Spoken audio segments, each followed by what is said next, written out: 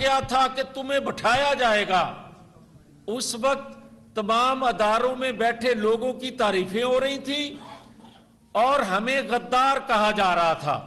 تو پھر مجھے کوئی یار بتا دے کہ جو شخص پاکستان کے لیے اپنی گردن پیش کرے بچانے کے لیے، اسے آپ قاتل کہہ دو، اور جو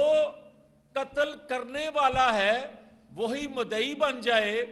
تو پھر مجھے یہ کوئی بتائے کہ پاکستان چلے گا کیسے؟ کہ نواز شریف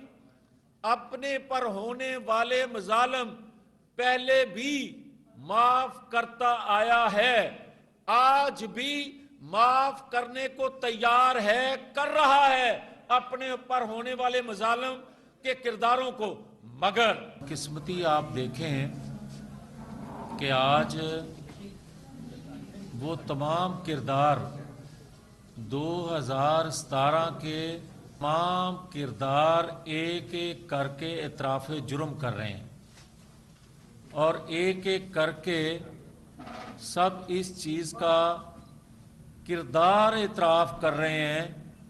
کہ پاکستان کو ڈبونے میں کس کس نے کیا کیا رول ادا کیا۔ اور جب آج کا دور، آج کے حالات کا آپ موازنہ کریں گے تو پھر کرنا ہوگا 2017 سے، اور جب آپ 2017 سے موازنہ کریں گے تو پھر وہ کردار بے نقاب ہوں گے جن کے خواہشات اور جن انتقام کی اندھی خواہش نے پاکستان کو اس نہج تک پہنچا دیا۔ آپ دیکھیں کہ آج کوئی کہہ رہا ہے کہ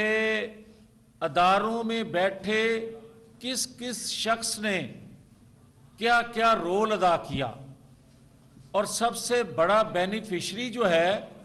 وہ اعتراف کر رہا ہے کہ میں نے ایک ایسے کردار سے، ایسے طاقتور شخص سے